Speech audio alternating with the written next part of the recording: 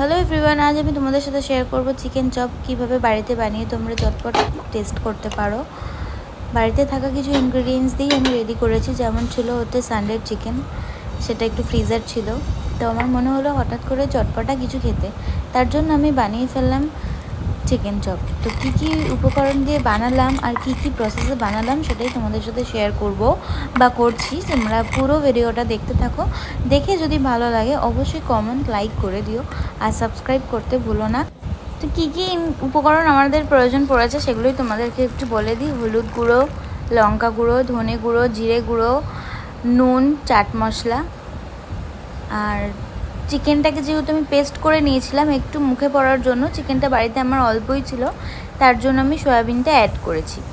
আর এখানে আমি বলে নিই, কড়াইয়ের মধ্যে আমি আগে সরিষার তেল দিয়েছি, দিয়ে তেলটা গরম হওয়ার পরে বেটে রাখা যে চিকেন, আদা রসুন পেঁয়াজ টমেটো কাঁচা লঙ্কা ক্যাপসিকাম একসাথে পেস্ট করা ছিল, ওটাকে আমি দিয়ে নিয়েছি। দিয়ে নেওয়ার পরে আমি সেটাকে এখন কষছি ভালো করে। কষা হয়ে যাওয়ার পরে সয়াবিনগুলো দিলাম, একটু টসা করলাম, তারপরে জল দিলাম, দিয়ে একটু সেটাকে আবার কষিয়ে নিলাম। যত কষাবে তত বেশি টেস্ট হবে।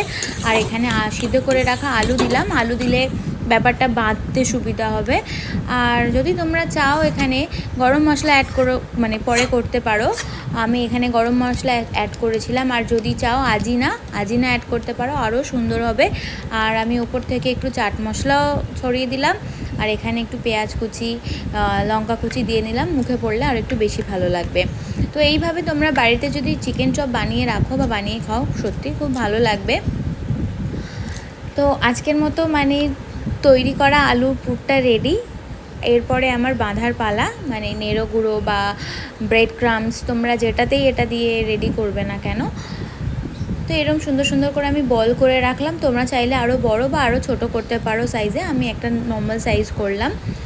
তো আমি এখানে এইভাবে বেঁধে নিচ্ছি জিনিসটাকে সুন্দর করে, একটা কোট করে আমি ফ্রিজে রেখে দেবো, যাতে একটু ভালোভাবে শক্ত হয়ে গেলে আমার পরের বারে লেয়ারটা দিতে সুবিধা হয়। তো আমার এই যে এইভাবে আমি এক এক রকম শেপ দিয়ে বানিয়েছি। তো তোমরা চাইলে আরও সুন্দর শেপ দিতে পারো। আমি এটাকে এবার ফ্রিজার করে দেবো। আমি প্রায় দুপুরের দিকে রেডি করে রেখেছিলাম, সন্ধ্যার দিকে বানাবো শুধু। আর একটা কোটিং করব। এখানে আমি অল্প ময়দা নিয়েছি আর নিয়েছি একটা ডিম। তোমরা চাইলে আরও একটা ডিম নিয়ে করতে পারতে। যেহেতু বাড়িতে থাকা কিছু জিনিস দিয়ে চটজলদি বানানোর ছিল, তার জন্য আমার কাছে একটাই ডিম ছিল বাড়িতে। আর আমি একটু ময়দা অ্যাড করে এর মধ্যে একটু জল দিয়ে জিনিসটাকে বাড়িয়ে নিয়ে আমি এটা রেডি করেছি। তো এখানে এরমভাবে ডিমের একটা করে প্রলেপ দিচ্ছি, দিয়ে এটাই রেডি, মানে ফাইনাল কোট করে নিলাম। আরও একটা কথা বলি, এটাকে আরেকটু সময় ধরে রেখে 10 মিনিট মতো একটু স্টে করে রেখে এটার পরে শুকিয়ে যাওয়ার পরে তোমরা এক বাটি জল নিও, যেটা আমি তোমাদের দেখাইনি। জল নিয়ে তার জলের মধ্যে ভিজিয়ে আর গরম একদম করতে হবে তেলটাকে গরম করে তারপরে দিতে হবে নেড়ো গুঁড়ো বা ব্রেড ক্রামসের জিনিস। তেল হিউজ না গরম হলে, মানে হাই হিট না হলে তোমরা কিন্তু নেড়ো গুঁড়োর জিনিস সেই তেলে দেবে না, দিলেই সবটা ভেস্তে যাবে। আর জলে দিয়ে ভিজিয়ে তেলের মধ্যে মানে ভাজার কারণ একটাই, যাতে তেলটা মানে ভেতরটা জুসি টাইপের হয়। তো আমি কোনোদিনও ফিশ ফিঙ্গার বানিয়ে দেখাবো তোমাদেরকে, তখন আমি তোমাদেরকে বলবো।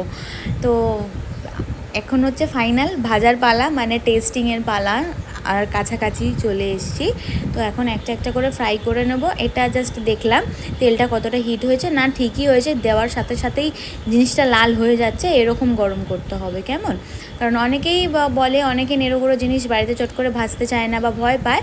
তেলটাকে অনেক হাই হিট করে নেওয়ার পরে যদি নেড়ো গুঁড়ো বা ব্রেড ক্রামসের জিনিস দেওয়া হয়, জিনিসটা খুব ভালো হয়, মচমচে হয়, ভিতরটাও টেস্টটা পাওয়া যায়। ভিতরের জিনিস যেহেতু রান্না করা পুরো ফুল কুকড, তার জন্য আর কি এটাকে এইভাবে রাখা, গরম করা। সো ভিডিওটা দেখলে আশা রাখি ভালো লাগলো। এবার আমার হাজব্যান্ডকে আমি সার্ভ করব, সেটা দেখতে থাকো, আর বক বক করলাম না।